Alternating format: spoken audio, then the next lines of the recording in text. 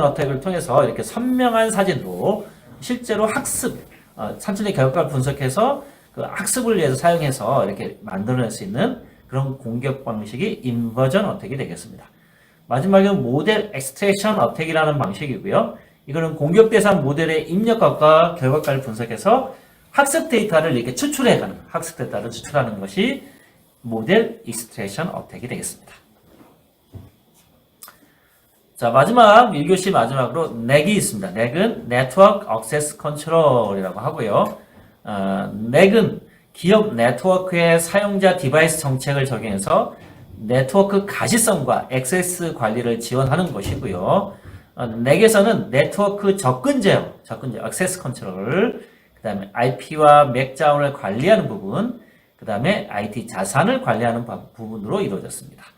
넥에서는 최종 포인트에서 들어왔을 때 인증, 그 다음에 검역, 권한부여 이런 역할을 하고 그 다음에 내부 네트워크로 연결하는 그런 개념을 가지고 있습니다. 그래서 어떤 거를 제어하고 안정성을 제고하고 네트워크 관리 구현을 하게 됩니다. 주요 기능은 안전검사, 검역, 인증관리, 권한관리, 모니터링, 장치 통제와 같은 이런 기능을 가지고 있는 게 넥이 되겠습니다.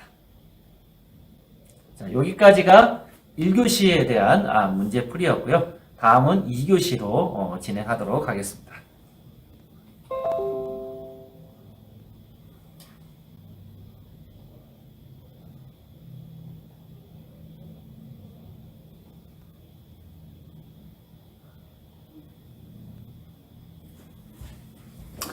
자, 이번에는 2교시 문제인데요. 1교시가 좀 까다로우셨는데 2교시는 1교시에 비해서는 많이 쉬웠던 그런 이번 회차의 문제 같습니다. 자, 2교시 문제는 첫 번째 문제 이렇게 되어 있네요. 코로나19로 인한 언택트 시대의 데이터 주권 이슈와 데이터 거버넌스 전략 방향에 대해 설명하시오. 이거는 어디 답이 있는 건 아니죠. 그 전날 파칙득에서 거버넌스 많이 다뤘는데 그걸 응용하면 되는 그런 문제였습니다.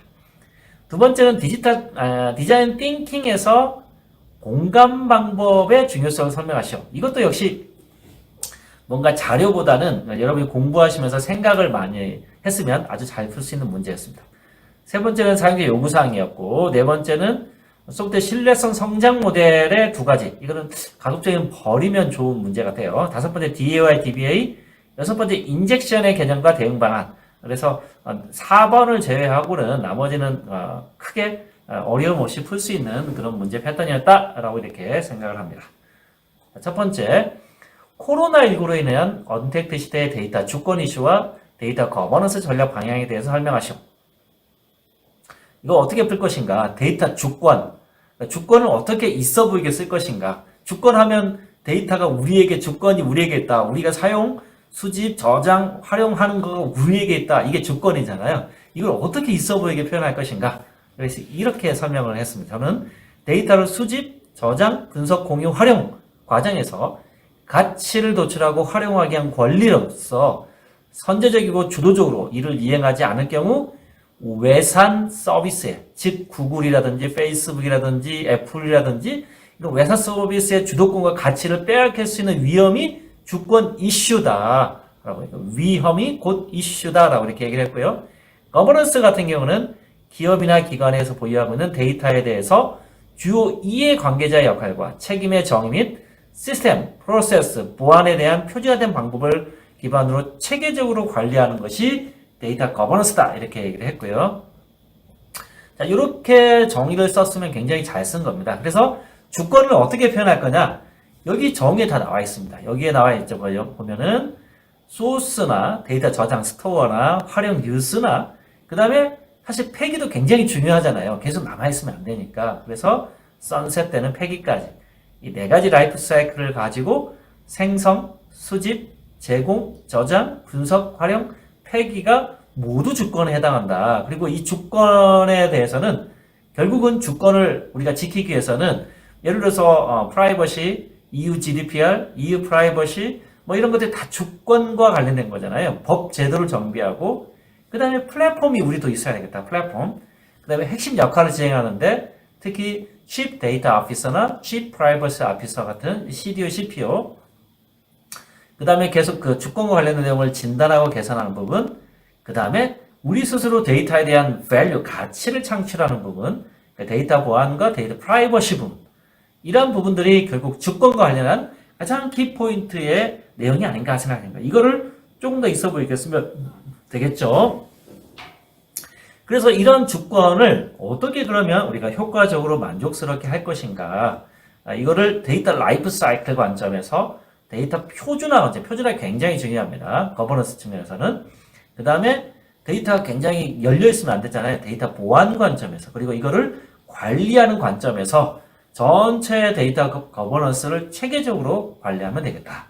라이프 사이클 관점에서 소스, 수집, 저장, 분석, 표현, 태기의 관점에서 어떠한 것들이 있는가를 기술을 해주고, 데이터 표준화에서는 표준 용어, 표준 단어, 표준 도메인, 명칭 표준, 공통 코드와 같은 이러한 영역에서 우리가 그 체계적인 표준 체계를 가져가야 된다. 그리고 데이터를 누구나 이용 가능하지만 또 통계적으로 이용이 돼야 되잖아요. 그래서 접근 제어, 이상현상 추적, 개인정보 관리, 법제도 컴플라이언스 측면들, 여기에 ACL, 접근 로그, 오용 탐지, 이상 탐지, 개인정보 추적, EU GDPR 같은 이런 법과 제도 보호 이런 내용이 들어가고요. 특히 데이터 관리 체계에서도 데이터 관리 조직적인 측면, 거버넌스이기 때문에, 그다음 Role and Responsibility, R&R 측면, 관리 시스템 측면에 대해서 이 거버넌스 체계를 갖춰야 된다.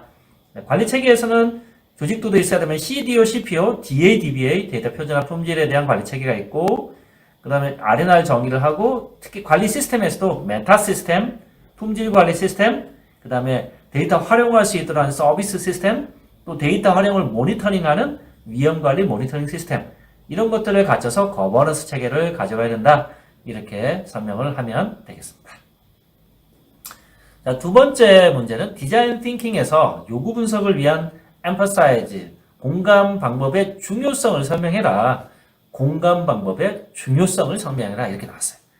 일단 디자인 띵킹 프로세스는 사용자 중심의 문제 해결 방법이다 라고 이렇게 되어 있고, 디자인 띵킹은 결국 창의적인 문제 해결을 하라는 그런 하나의 프로세스이고, 확산, 다이버즈와 컨버즈, 수렴을 반복하는 그런 특징을 가지고 있습니다.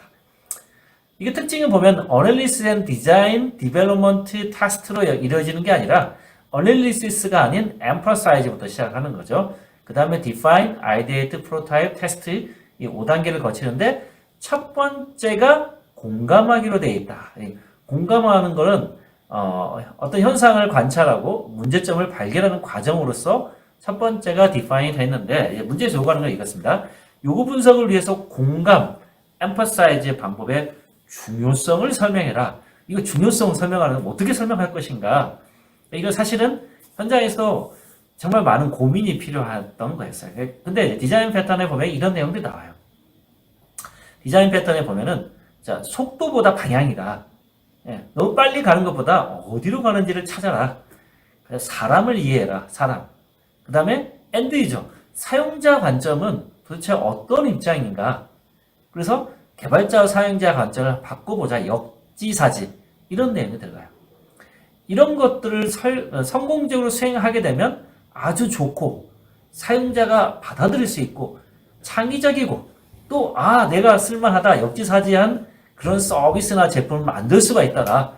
그래서 디자인 띵킹의 공감이 그렇게 중요한 겁니다. 그럼 공감할 수 있도록 하기 위해서 무엇을 어떻게 할 것인가?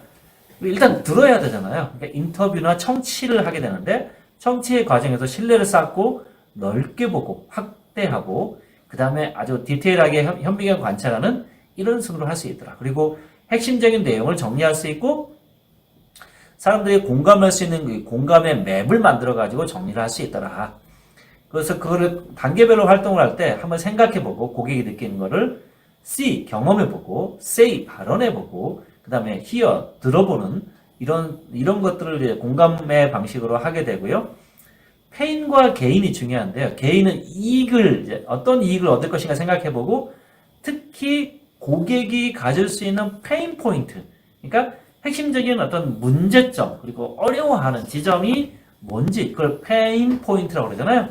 그거를 찾아내면 정말 큰 공감을 이끌어낼 수가 있다. 그래, 이런 걸 해결해주면 정말 사용자가 쓸만한 서비스나 제품을 만들어낼 수 있는.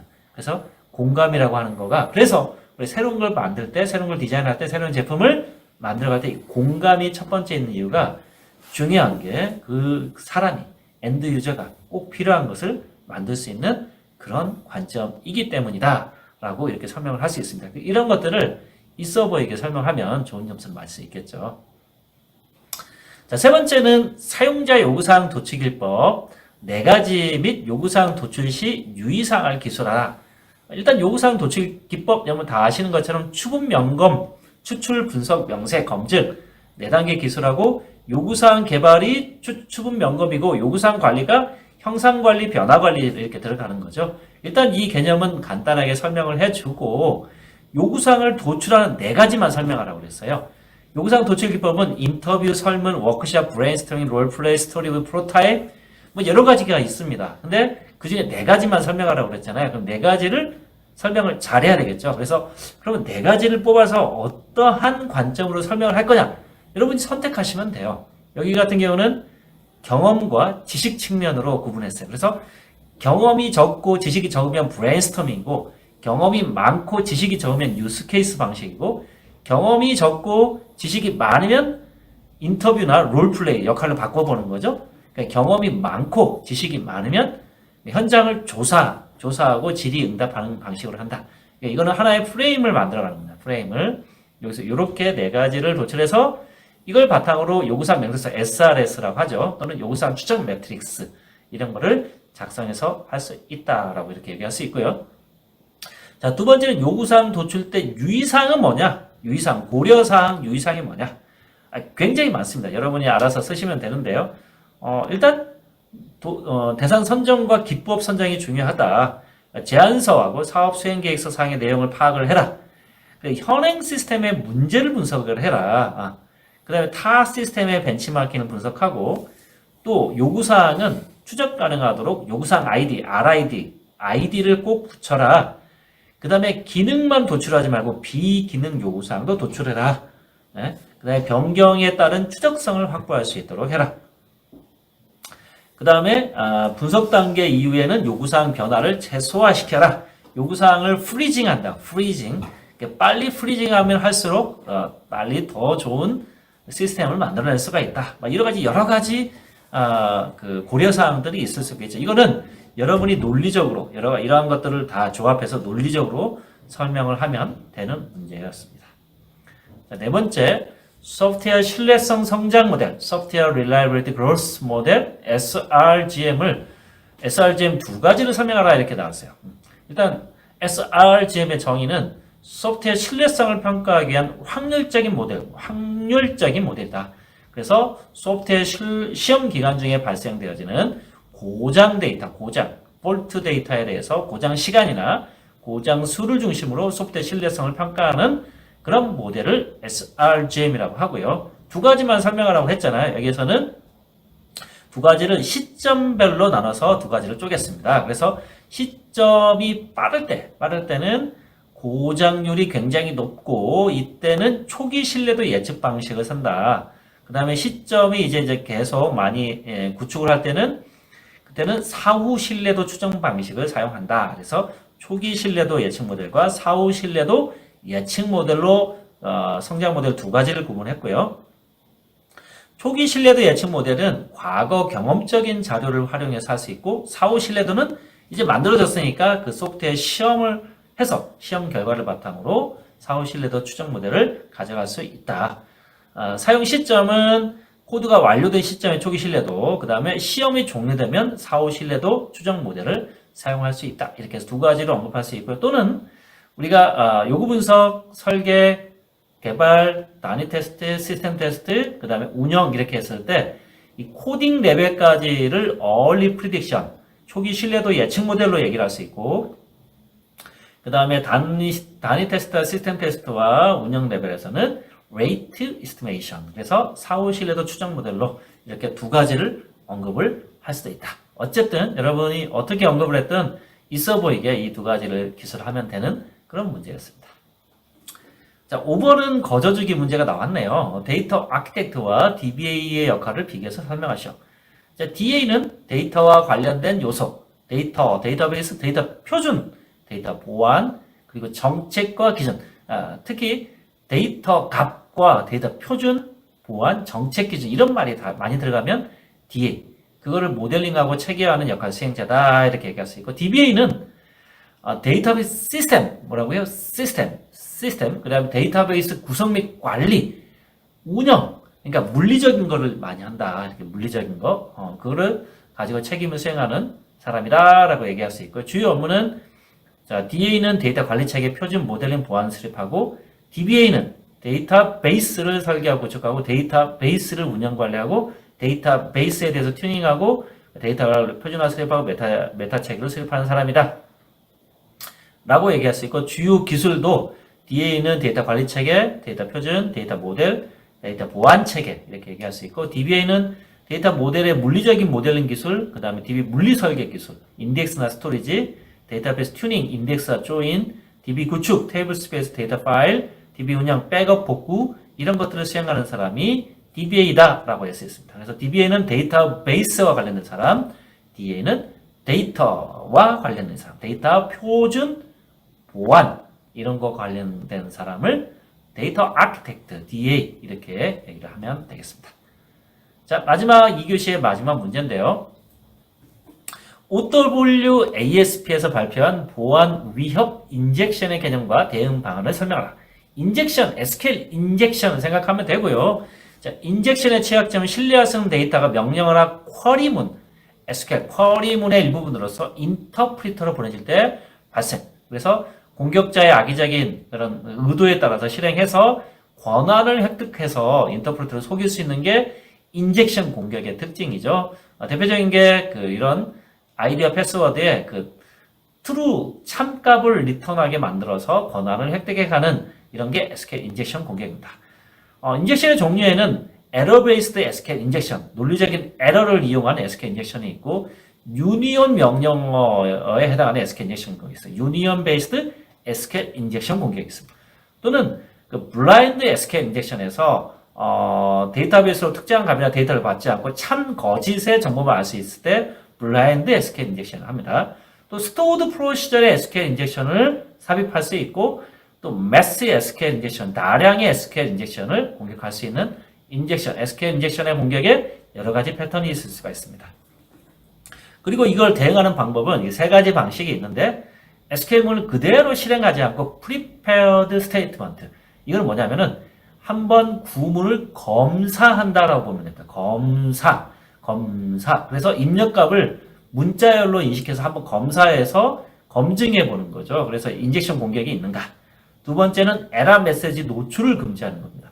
에러 메시지가 노출되면 그 노출된 정보가 이제 나가면서 공격으로 활용할 수 있거든요. 그래서 에러 메시지를 날로 그냥 로우한 상태로 노출하는 게 아니라 사용자가 지정한, 개발자가 지정한 메시지 박스를 띄우도록 해서 시스템 안에 있는 그런 정보들이 그대로 노출되지 않도록 하는 것이 에러 메시지 노출 금지가 되겠습니다.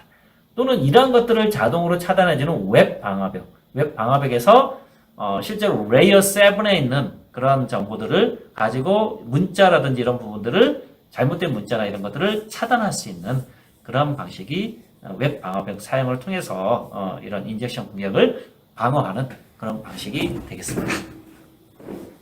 예, 한 45분 정도 했네요. 예, 일단 1교시와 2교시를 제가 쭉 설명을 했고요. 이번 시험을 보니까 대체로 2, 3, 4교시는 쉬웠던 것 같고 1교시가 좀 까다로웠던 것 같아요. 여러분도 아마 1교시 하고 나서 이제 강의실을 뛰쳐나간 사람은 좀 손해를 봤을 거예요. 2, 3, 4교시가 쉬워서 그걸 잘 봤으면 합격을 할 수도 있었는데 근데 이제 꾹 참고 본 사람들은 어려웠다 쉬웠다 하면서 좀 풀만하다 이런 느낌도 가졌을 겁니다. 예, 아무튼 여러분 지금 오늘 제가 했던 거는 뭐 구구절절한 거 다 떼었어요. 아주 핵심적이고 여러분이 꼭 알아야 되는 거 중심으로 얘기를 했습니다. 그래서 제가 얘기했던 거 반복적으로 들으시면 도움이 많이 되니까요. 꼭 반복적으로 들어보시기 바라겠습니다. 자, 그러면 바로 이어서 3교시와 4교시는 우리 이상하 기술사께서 진행을 하도록 하겠습니다.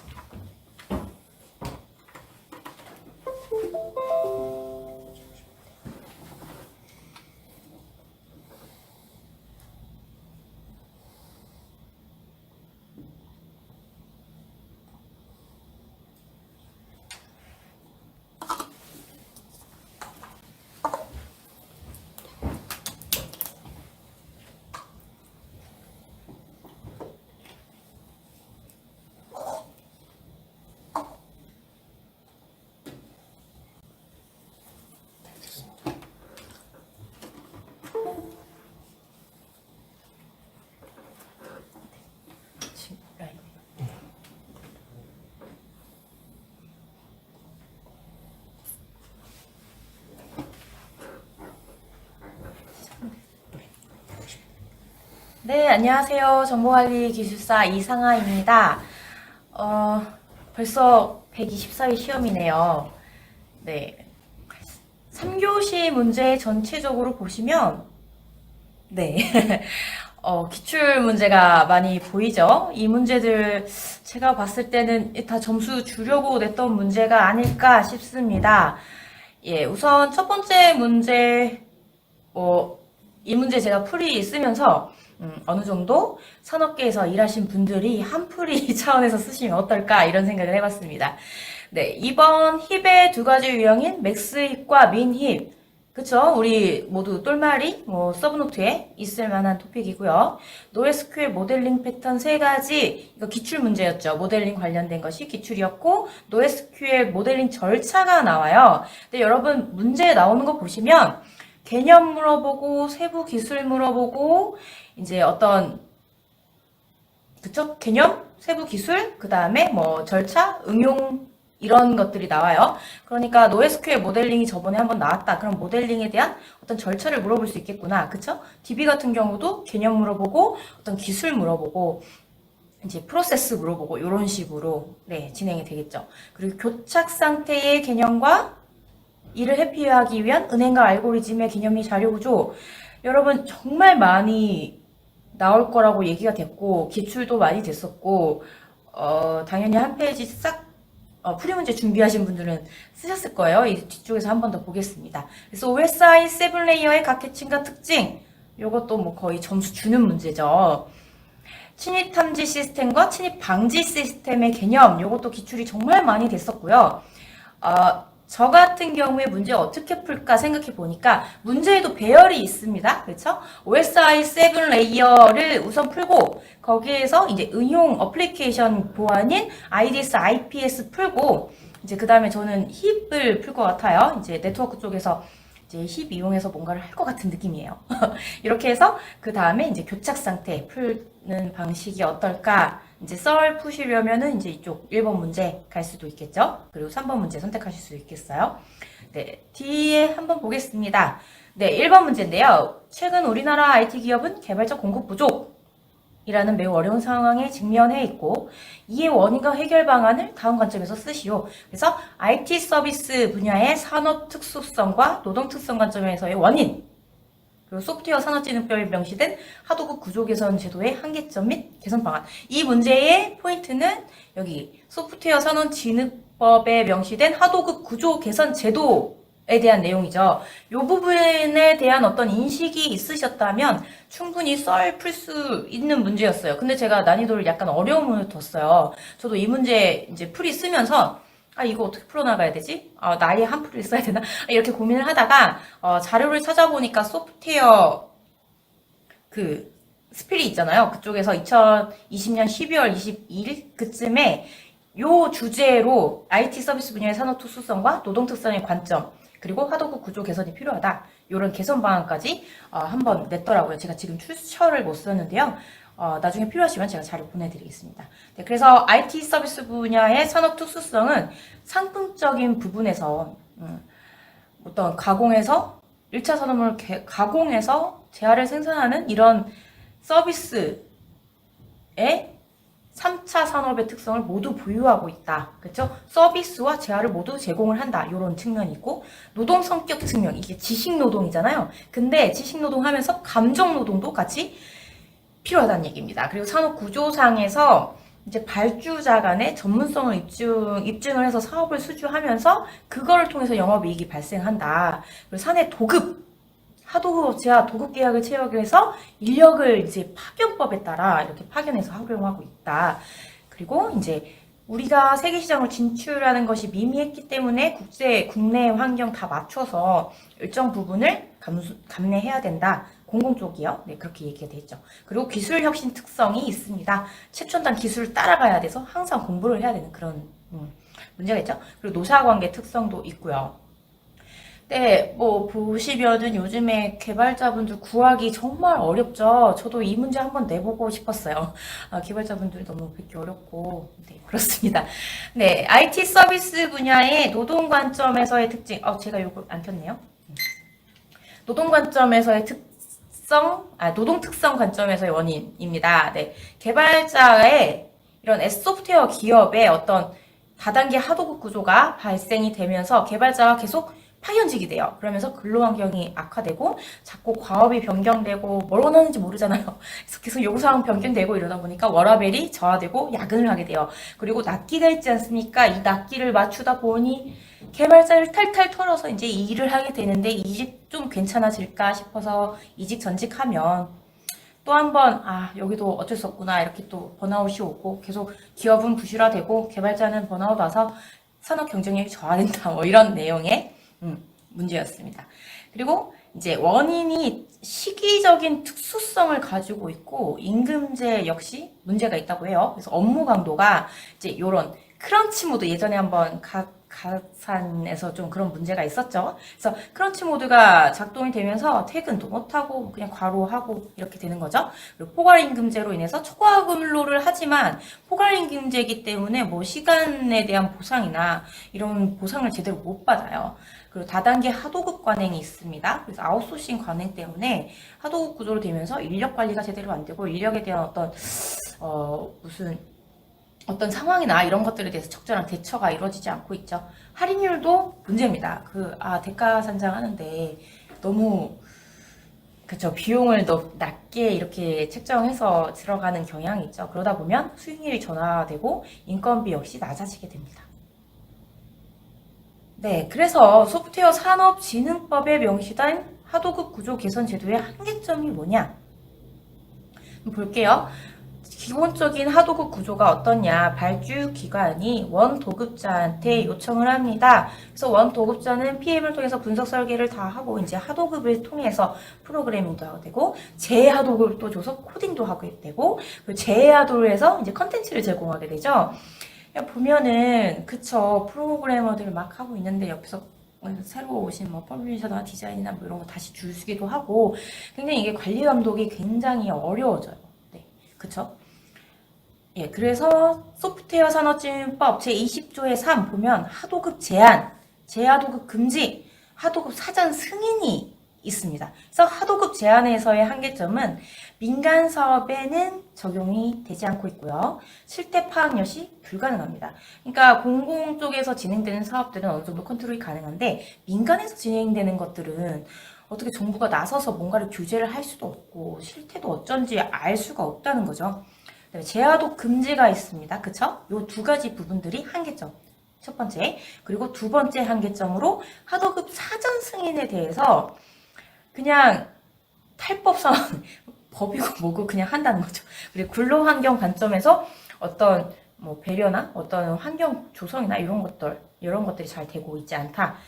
그래서 마지막으로 민간이나 이런 사전 승인에 대한 어떤 조치가 탈법화되면서 제재에 대한 회피가 가능해진다. 그러니까 요리조리 빠져나가서 기존과 같이 이런 불공정한 그런 현상이 발생한다는 거죠.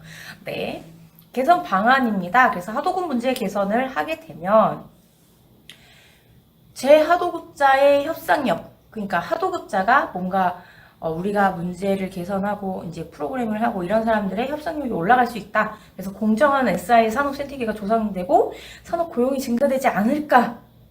그쵸? 그리고 이제 고용 감소 경로가 이제 교용 상태를 위협한다. 뭐 원도급자 비용 상승 및 사업 참여 제한이 발생해서 또 재하도급자 사업 참여 제한이 발생하고 뭐 업체들은 도산하고 소프트웨어 산업 고용 감소는 증가하고 감소하고 뭐 이런 식으로 고용 효과가 발생할 수 있다. 이런 얘기가 이어지고 있죠. 제가 잘못 말씀드렸습니다. 네. 이 고용 증가, 고용 감소 경로를 파악을 해서 순고용 효과가 어떻게 나오는지를 보시면 되겠습니다. 시나리오 설정 보시면요. 재하도급 금지를 통해서 시나리오 1이 원칙적으로 재하도급을 금지하는 거예요. 혹은 시나리오 2에서 완전 허용을 해버리거나 그냥 시나리오 3을 통해서 재하도급 예를 적용한다. 뭐 이렇게 해가지고 단계별로 어떤 세부적인 지침들이 마련이 될 수 있겠죠. 그래서 공동수급은 뭐 사업 금액의 10% 이상이다. 뭐 시나리오 2에서는 20%다. 뭐 이런 식으로 정책적인 측면에서 이런 시나리오를 모두 다 고려해서 진행이 되어야 되지 않겠냐. 그리고 중요한 건 이제 하도급을 하고 파견을 보내더라도 어떤 이 인간에 대한 처우가 제대로 되어 있지 않으면 개발자도 역시 인간이고 일을 하는 사람은 인간이지 않습니까? 이런 측면에서도 한번 썰을 풀어볼 수 있을 것 같아요. 네. 그렇죠. 요즘에 뭐 공급 부족, 그렇죠. 공급이 부족일까요? 아니면 다들 이탈하는 걸까요? 네, 한번 고려해 볼 필요가 있겠습니다. 네, 2번입니다. 자료구조 힙의 두 가지 유형인 맥스 힙과 민 힙을 설명하시오. 네, 힙의 개념하고 기본 구조부터 볼게요. 이런 문제 있을 때 목차 어떻게 잡으시나요? 다들 이제 좀 베테랑이실 수도 있고 처음 보신 분들도 계실 거예요. 하지만 이제 힙에 대해서 물어봤기 때문에 뒤에서 물어본 거에 앞서 힙에 대해서 설명을 해야 되죠. 그래서 힙의 개념 및 속성, 개념이 뭐냐? 최대값 및 최소값을 찾아내는 연산을 빠르게 하기 위한 완전 이진트리로 기본으로 한 자료 구조다. 그쵸? 힙의 속성은 A와 B의 부모 노드이면 A의 키값과 B의 키값 사이에는 대소관계가 성립된다. 여기에서요, 알고리즘이나 어떤 법칙들에 있어서는 개념 설명도 중요하지만 이게 반드시 힙이어야만 하는 속성 혹은 원칙 이런 것들을 꼭 언급을 해 주셔야 합니다. 네, 그래서 힙의 구본 구조를 보면요. 먼저 규칙 1이 있어요. 부모 노드가 가진 원소는 항상 자식 노드가 가진 원소보다 크거나 같아야 한다. 그쵸? 마지막 레벨을 제외한 레벨에서는 노드가 모두 채워져야 한다. 그리고 왼쪽부터 채워져야 한다. 뭐 이런 식의 기본 구조가 있고요. 그리고 개념 설명입니다. 그래서 전체 100 상위 노드 100이 있을 때 이거는 최대 힙, 맥스 힙이라고 보시면 되죠. 100, 19, 36 뭐 이런 식으로 해서 배열이 들어가고요. 이제 여기 섀도우 코드 제가 지금 넣어놨는데 섀도우 코드 지금 힙에 대해서 많이 준비를 하셨을 텐데요. 제가 난이도도 하려놨어요. 이런 경우에는 섀도우 코드까지 전부 다 언급을 해주시는 것이 점수를 획득하시는데 제일 유리하죠. 네, 2, 3, 4교시가 쉬웠다고 하는데 2, 3, 4교시가 쉬울 때 가장 문제점은 차별하지 않습니까? 네, 섀도우 코드까지 준비를 해주시면 퍼펙트하지 않았을까 싶습니다. 그래서 맥스힙과 민힙, 맥스힙은 부모 노드에는 항상 자식 노드보다 크다. 그쵸? 아빠가 정말 큰 거예요. 근데 민힙 같은 경우에는 자식이 부모보다 크거나 같죠. 네, 이렇게 그림 참고해 주시면 될 것 같습니다. 그래서 최대 최소 이 값을 그리는데 이 가지 노드들만 그리지 마시고 이 어레이 이 배열도 한번 그려주시면 좋을 것 같아요. 그래서 섀도우 코드 제가 넣어놨고요. 자료를 통해서 확인하시고 뭐 복잡한 게 아니기 때문에 저는 개발을 해본 경험이 없고 그냥 C만 배운 그런 사람이거든요. 충분히 준비하실 수 있으니까 준비하시면 될 것 같아요. 네, 3번 NoSQL 모델링 패턴 세 가지하고 NoSQL 모델링 절차를 설명하라고 했습니다. 제가 NoSQL의 개념은 간단하게 적어놨어요. 여러분들 관계형 DB의 한계를 벗어나서 웹 입정형의 비정형 초고용량 데이터 처리를 위해 데이터의 읽기보다 쓰기에 중점을 둔 수평적 확장이 가능하며 다수의 서버들의 데이터 복제 및 분산 저장이 가능한 DBMS다. 수평적 확장이 가능하며 쓰기에 중점을 뒀다고 나와있죠. 그래서 아래 재정의 된 간략한 정의도 있습니다. 분산 저장 시스템이죠. 네, NoSQL의 분류 한번 볼게요. 모델링 패턴을 보는데 이 분류를 먼저 보시고요. NoSQL의 분류 Key Value Store, Ordered Key Value Store, 뭐 Document Key Value Store 있죠. 그래서 여기 Key Value는 각 키와 속성 값으로 되어 있는 거, ordered는 키와 요 안에 이제 ordered by 이게 정렬 개념을 넣어서 되어 있는 거고요. 도큐멘트는 이제 키 밸류 스토어지만 여기에 도큐멘트라는 타입을 같이 사용했다. 이렇게 보시면 되고요. NoSQL 모델링 패턴을 물어봤어요. 근데 모델링 패턴을 설명하기 전에 이랬을 때 여러분 목차 어떻게 잡으시겠어요? 개념 및 분류 잡고 모델링 패턴 2번, 3번? 2번에 잡을 것 같아요. 그리고 4번, 3번에 모델링 절차 넣을 것 같죠. 네. 제가 넘버링을 잘못했습니다. 죄송합니다. 네. 2번 볼게요. NoSQL 모델링 특징 및 고려사항 해서 모델링을 할 때 모델링 절차가 NoSQL은 도메인 모델, 쿼리 결과, 테이블 순서로 모델링을 한다. 뭐 이렇게 돼 있고 정규화 및 비정규화가 있죠. 그래서 쿼리 효율성을 위해서 비정규화가 기본이에요. 그리고 도메인 모델 파악 측면에서도 이제 스키마가 없지만 어플리케이션 중심의 쿼리 결과의 도식화 이런 게 중요하다. 뭐 이렇게 있어요. 데이터 출력 형태를 설계한다. 그리고 데이터 모델링 패턴을 제공한다. 그룹핑, 조인 이런 것들이 제공되지 않기 때문에 데이터 구조를 이렇게 테이블 고려해서 모델링 패턴을 제공해야 하죠. 그리고 최적화된 설계, 인덱스 테이블을 별도로 고려한다. 이렇게 있어요. 제가 RDBMS를 안 봤는데 NoSQL하고 이런 차이점을 같이 가져가 주시면 될 것 같습니다. 그래서 고려사항 있어요. NoSQL 모델링 할 때 데이터 모델링에 집중을 한다. 그쵸? 그리고 어플리케이션의 특성에 따른다. 그리고 RDBMS 연동을 고려한다. 실버블렛의 오해를 이제 함정에 빠지지 않도록 조심한다. 이렇게 되어 있어요. 자, 그럼 이게 무슨 소리인지 한번 뒤에서 보면서 같이 말씀드릴게요. 네, NoSQL 모델링 패턴 3가지. 위에 보면은 개념이 분류하고 고려사항을 좀 간단하게 들어가면 될 것 같아요. 그래서 NoSQL 모델링 패턴 3가지, 도큐멘트 기반, 그리고 키밸류 기반, 컬럼 기반, 그래프 기반 이렇게 4가지 제가 넣어놨어요. 3가지를 쓰라고 했는데 뭐 4가지 쓰셨죠? 3가지 정도 쓰면 될 것 같아요. 네. 근데 웬만하면 이 차별에서 모델링 패턴이 뭐 4가지가 있다고 하면 4가지 다 써주셔야죠. 그렇죠? 예, 자세한 내용은 이제 많이 준비하셨을 것 같아서 넘어가겠습니다. 이렇게 해서 나오고 난 다음에 이제 모델링 절차가 중요해요. 여러분, 앞에까지는 기출이었지만 모델링 절차는 별도로 아직 문제가 나오지 않은 상태였죠. 그래서 모델링 절차를 도출을 합니다. 도메인 분석, 쿼리 결과 디자인, 패턴을 이용한 데이터 모델링, 그리고 최적화에 필요한 기능을 리스팅한 다음에 후보 SQL 선정하고 테스트합니다. 그리고 데이터 모델을 선정한 NoSQL에 최적화하고 하드웨어를 디자인한다. 이런 순서로 모델링을 진행한다고 보시면 될 것 같습니다. 네, 좀 자세히, 네. 예, 다음으로 교착 상태의 개념과 교착 상태를 회피하기 위해 은행과 알고리즘의 개념 및 자료 구조를 설명하시오. 이렇게 나와 있어요. 그래서 교착 상태 역시 그렇고 은행과 알고리즘 역시 그렇고 각각 1교시형, 뭐 2교시형 이렇게 기출이 정말 많이 됐었죠. 교착 상태의 개념 보겠습니다. 멀티 프로세싱 환경에서 다수의 프로세스가 특정 자원의 할당을 무한정 기다리고 있는 상태다. 그쵸? 근데 교착 상태 개념도가 있는데 여러분 제가 생각하는 최고의 개념도는 요 개념도에서 요 개념도예요. 왜냐면 자원이 있고 이 자원의 프로세스에 할당이 됐을 때 자원 1을 프로세스 A에 할당했죠. 그리고 프로세스 A는 자원 2를 또 요구를 했어요. 근데 이때 자원 2가 비공유 모드이냐, 강제적 방출 금지이냐 이런 거 따라서 이제 할당을 할지 말지 이런 것들이 결정이 된다는 거죠. 네, 요거를 한번 봐주시면 돼요. 그래서 무한대기를 하는 그런 상황을 보여주고 있습니다.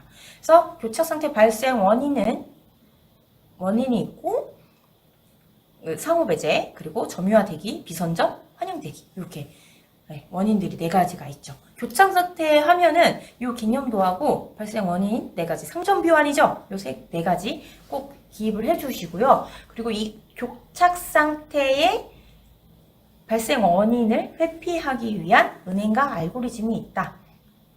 예방과 회피가 있죠. 근데 예방에 대해서 물어보진 않았어요. 그럼 간글로 교착 상태의 예방을 위한 무엇이 있고, 그리고 교착 상태 회피를 위한 은행과 알고리즘이 있다. 이렇게 해서 간글 적어서 이렇게 쭉 연결이 되면 되겠죠. 그래서 은행과 알고리즘의 개념 및 자료 구조입니다. 그래서 교착 상태를 회피하기 위한 어떤 운영체제의 자원 감시 상태, 혹은 사용자 프로세스로부터 자원의 요청이 있을 경우에 일정 기간 내에 성공적으로 끝낼 수 있는 상태를 분석을 하는 회피 알고리즘이다. 이런 식으로 알고리즘에 대한 정의가 이렇게 3줄로 제가 써놨는데요. 요거를 조금 압축을 하셔서 개념을 잘 정의해 주시면 될 것 같아요. 그래서 뱅커스 알고리즘의 자료 구조 보겠습니다. Available, Max, Allocation, Need 이렇게 있죠. 그래서 available은 사용 가능한 자원의 수예요. 그래서 이 수식 넣어주시고요. max는 프로세스별 최대 자원의 요구입니다. 그리고 allocation은 프로세스별로 할당되어 있는 자원의 수. 그러니까 지금 ongoing 중인 상태예요. 그리고 need는 내가 필요한 자원의, 남아있는 자원의 수입니다. 네, 그러니까 필요한이라고 했죠. 그러니까 프로세스별로 자기가 좀 더 가지고 와야 되는 일 처리하기 위해서 필요한 그런 것들이라고 보시면 돼요. 그래서 뒤쪽에서 은행제 알고리즘의 자료 구조 동작 사례를 보겠습니다. 그래서 현재 가용 리소스를 파악하죠. 리소스 총량에서 현재 점유량이 얼마나 되는지를 확인합니다. 이게 되게 뭔가 처음 접하시는 분들은 어려워 보일 수도 있는데 이건 그냥 더하기 빼기의 문제예요. 그리고 리퀘스트 추가 요구량이 얼마나 되는지 최대 요구량에서 현재 내가 가지고 있는 점유량을 이제 빼주는 거죠. 그리고 파인딩, 이게 충분한 자원을 확보할 프로세스를 검사를 해서 각 프로세스가 안전 상태인지 아니면 불안전한 상태인지 이걸 파악을 한 다음에 이 수행 가능한 프로세스가 점유한 자원을 여유 자원으로 바꿔주는 그런 단계입니다. 동작을 거치게 되죠. 그래서 자료 구조를 설명하라고 했는데 자료 구조 자체에 대해서 이제 힙이나 이런 데서 삭제 설명하듯이 그냥 이런 걸 설명해 주시면 될 것 같아요. 그래서 요구 자원의 수를 보겠습니다. 네, 어떻게 구한다? 제일 처음에 사용 가능한 리소스의 양을 구한다. 그러니까 리소스 총량이죠. 그리고 현재 점유량이죠. 그래서 여기에서 리소스 총량이 4하고 5인데 현재 점유량이 3, 4예요. 그럼 내가 이 리소스 제공 가능한 거는 available이죠? 1하고 1밖에 없어요. 그래서 요구하는 자원별로 이게 어느 쪽으로 배치를 했을 때 자원이 제대로 배분이 되는지를 봅니다. 그래서 여기 추가 요구 자원, 여기 보시면 최대 요구량이 요만큼 있는데 프로세스별로 현재 점유량이 프로세스별로 이렇게 돼 있어요. P2 같은 경우에는 추가 요구 자원이 2가 모자르죠. R2에서 2가 모자른단 말이에요. 그래서 얘를 이제 현재 여유 자원보다 적은 프로세스를 찾아가지고 이제 다시 배분을 해주는 거죠. 그래서 이게 가능하다, 불가능하다, 가능하다 뭐 이런 식으로 프로세스 2에는 자원을 줄 수가 없잖아요. 그런 거 불가다 이렇게 여유 자원 이렇게 상태를 알려주는 알고리즘입니다. 그래서 OSI 7레이어의 각 계층과 특징 5번 문제 보겠습니다. 완전 제가 그냥 난이도 하로 했습니다. 근데 요거 여러분 차별을 어떻게 하실 것 같아요? 그렇죠? 이 문제를 대체 지금 이 시점에서 왜 물어봤을까요? 기본이니까? 네, 기본이니까 물어봤을 수 있을 것 같습니다. 네, 계층 보겠습니다. 이 참조 모델이죠. 개방형 시스템의 상호 접속을 위한 참조 모델이며 이기종 시스템 간의 연결 및 정보 교환을 위한 표준화된 절차다. 그래서 물리계층, 데이터계층, 전송계층 이렇게 쭉 1계층에서 7계층까지 한 판 그려주시면 돼요. 그러면 한 페이지 되겠죠. 근데 여기에서 이제 비트, 프레임, 패킷, 세그먼트, 메시지 이런 항목들 있잖아요. 이제 인터넷에 많이 찾아보시면 이 계층별로의 특징이 한 판으로 잘 정리되어 있는 게 있어요. 제 서브노트에 있는데 제가 오늘 서브노트가 없는 상태라서 네. 이렇게 하여튼 이제 다른 사람들하고는 좀 다르게 정리를 할 필요가 있죠. 여기에서 1계층에서 물리계층에서 어떤 스위치나 이런 것들 써줄 수 있죠. 허브, 리피터 이런 거 스위치 여기 있네요. 뒤에서 링크 계층에서 브릿지 스위치 X24 이런 거 있잖아요. 맞나요? 하여튼 그런 거 써주시면 됩니다. 그래서 OSI 7레이어의 특징 옆에 같이 써줍니다. 어플리케이션 서비스 제공하고 사용자 프로그램 다니고 프레젠테이션에는 데이터 표현 양식이고 인코딩, 압축, 암호화 이런 것들을 해준다. 세션 레이어가 있고 트랜스포트, 네트워크 라이어에서는 경로 제어, 라우터, 패킷 단위로 이렇게 해준다. 그 경로를 제어하면서 라우터를 통해서 패킷 이렇게 보내죠? 네, 네트워크 계층이죠. 옛날에 되게 재밌는 비디오가 있었는데 영문이라서 그쵸? 네, 데이터 링크 계층 있고요. 흐름 제어하고 에러 검출한다.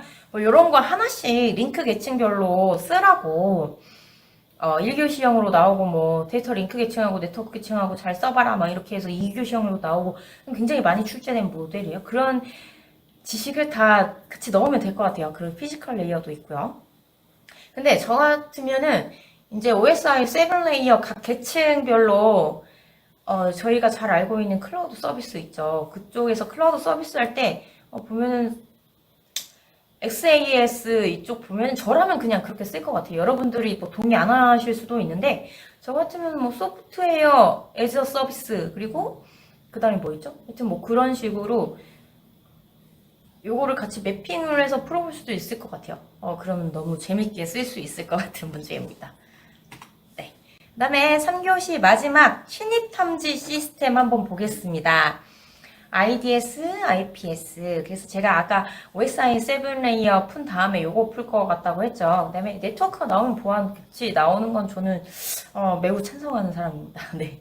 신입 탐지 시스템. 이렇게 비교 문제 나올 때는 두 가지 그 개념에 어떤 관계성을 유추해 보셔야 해요. 그래서 침입 탐지 시스템은 침입 방지 시스템과 어떤 관계일까? 봤을 때 침입 탐지 시스템을 보완하기 위해 나온 게 침입 방지 시스템이죠. 그쵸? 예, 침입 탐지 시스템 개념 한번 볼까요? 지금 개념을 비교해서 설명을 하고 했잖아요. 그럼 이거 한 판으로 그냥 요거 전체를 그냥 비교표로 만들어도 될 것 같아요. 그쵸?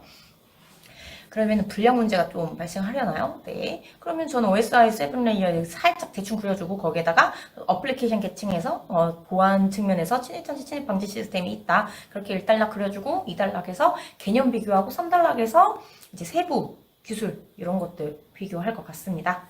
네. 그래서 지금 현재 마지막에 4단락에는 이런 보안, 침입 방지, 침입 탐지 요거의 클라우드 뭐 혹은 인공지능 요쪽 개념 보안 쪽에서의 어떤 발전 현황 이런 거 써주면 완벽할 것 같아요. 네, 그래서 침입 탐지 시스템은 비인가된 사용자가 자원의 기무가를 져야 하는 일련의 행동들과 보안 정책을 위반하는 행위, 즉 침입을 실시간으로 탐지하는 시스템이다. 그리고 이것을 보완하기 위해 나온 것이 이 침입 탐지가 오판하고 탐지 실패가 많다는 거예요. 그래서 이거를 해결하기 위한 솔루션. 그리고 실시간 방어가 되는 것이 침입 방지다. 그럼 그림도 하나 그려줄 수 있겠죠. 그렇죠? 네, 플러스 뭐 실시간 방어 이렇게 해가지고. 네. 그래서 뭐 IPS 구성도 이렇게 있는데요. 정보 수집기가 뭐 시스템 설정이나 패턴 DB나 로그 저장소 이걸 통해서 정보 분석을 하고 이벤트 보고를 통해서 시스템 관리자한테 알려주고 패턴을 다시 생성해서 이런 침입 방지나 이런 것들을 다 제가 처음에 탐지를 한다는 거예요. 여러분들 보시면은 어떤 기술의 발전 단계 보면 처음에는 그냥 탐지했다가 그 다음에 방지했다가 예측적, 예방적 뭐 이런 식으로 다 가잖아요. 그러면은 제일 처음에 인지, 이벤트 탐지 한 다음에 방지, 예방, 그 다음에 예측 뭐 이런 식으로 쭉 가죠. 그게 발달 단계. 네, 그렇게 하시면 될 것 같습니다. 그래서 뒤에 비교표 있어요. 제가 예전 거 가져오느라고 Firewall 그리고 UTM 이렇게 두 개까지 다 들어가 있는데 Firewall은 네트워크 이 사기층에서 발생하죠. 그리고 여기는 응용 프로토콜 UTM 역시 그렇죠. 그래서 이런 것들 잘 인지해 두셔서 쓰면 될 것 같아요. 그래서 그렇게 어렵지 않았는데 차별화 포인트가 바로 그런 거죠. 여기서 관계성 보여주고 그래서 침입 탐지 시스템에서 더 어드밴스드 하에서 나온 침입 방지 시스템이 가지고 있는 어떤 실시간 방어 솔루션이 있다. 그거 플러스해서 보여주고 그림을 통해서 친절하게 잘 보여주셔야 돼요. 이제 많이 들으셨겠지만 이건 C레벨 보고서하고 똑같아요. 그래서 한 페이지 안에 우리가 쓰는 3페이지 그 안에 특징을 그림과 도식과 뭐 간글로 밑줄 통해서 잘 보여주시면 될 것 같습니다. 네, 그래서 제가 이제 4교시 진행하도록 하겠습니다. 제가 여러분들 지금 유튜브로 보고 계신 걸로 왔는데 제가 한번 이게 체크를 해볼까요?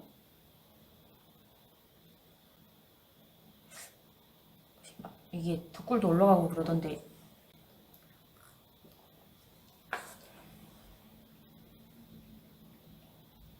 바쁘신 시간에 제가 잠깐 이 실시간 본다고 싫어하진 않으실지 걱정이 됩니다.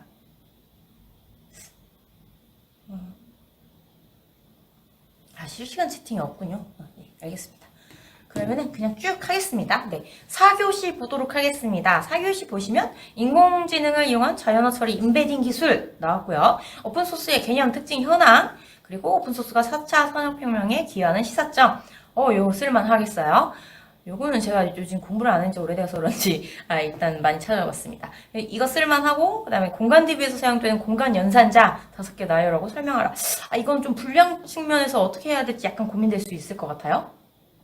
요거 전체 화면 죄송합니다. 제가 이거 전체 화면을 해야 되는데.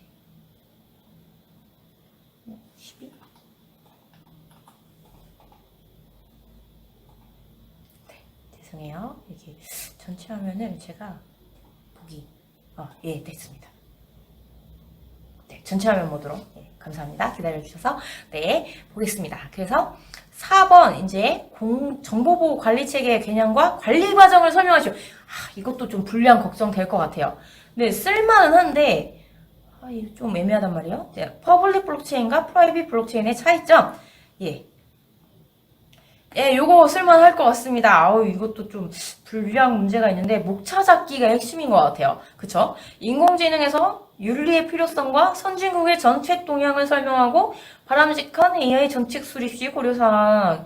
예, 좋습니다. 제가 지금 여기 구글에서 검색한 결과를 캡처해놨어요. 여러분들 이런 썰풀 것 같은 문제는 다 어느 한 번쯤은 다 나왔었어요. 그래서 여러분들이 논문이나 이런 거 꾸준히 보시면은 진짜 놀랍게도 내가 봤던 그 논문이 문제로 나와 있는 그런 논문이나 이런 정책서 이런 것들이 나와 있는 현상을 보실 수 있죠. 네, 아주 날로 먹을 수 있습니다. 네, 그래서 오픈소스 중요성과 시사점 뭐 이렇게 또 있고요. 그리고 여기 인공지능에서 AI 윤리의 필요성과 국내의 동향, 이 김명주님께서 이렇게 논문을 써서 올려주신 것들이 있었습니다. 저는 이걸 아직 못 봤는데요.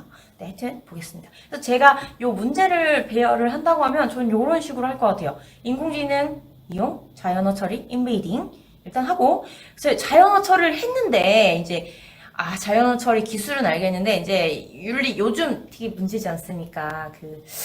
EXX 사건이나 뭐 인공지능 로봇들이 막 망언을 한다거나 막 차별 발언하고 막 이런 거 있잖아요. 그거 내가 자연어 처리까지는 했는데 이런 부분까지 고려를 해야 될 것 같아 해서 넘어온 게 인공지능 윤리의 필요성과 선진국이 어떻게 하는지 그거죠.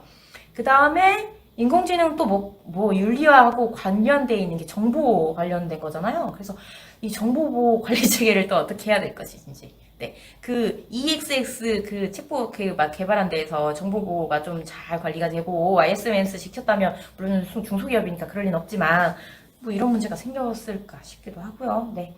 그렇습니다. 저는 뭐 개인적으로 그렇다고요.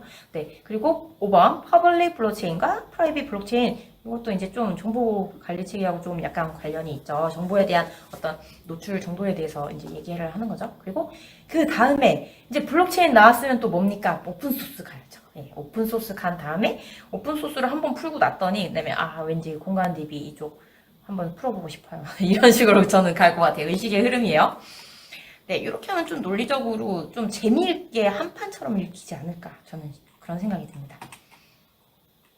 네, 다음 페이지가 지금 하얀색이네요. 네, 죄송합니다. 지금 하얀색인데요.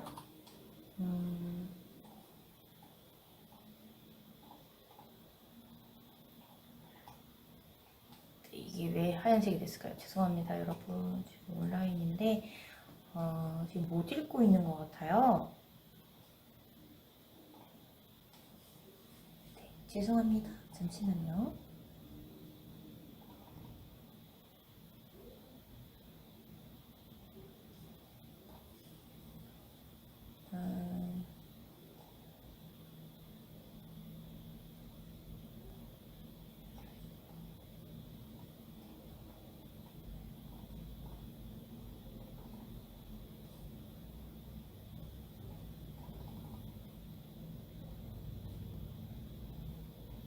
네, 4교시 제가 PPT로 가지고 왔습니다.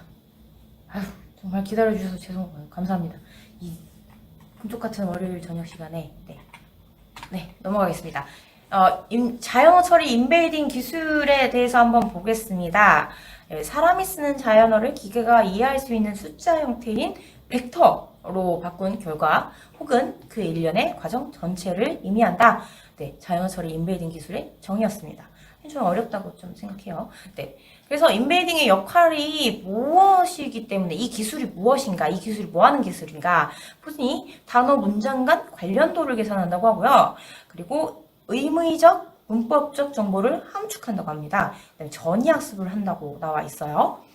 그래서 단어, 문장 간 관련 동의사항, 워드 투 벡터 이건 좀 잘 알고 계시죠? 그래서 컴퓨터가 계산하기 쉽도록 이게 단어의 특성을 갖는 벡터로 바꿔서 단어들 사이에 유사도를 계산한다. 네, 이렇게 보시면 되고요.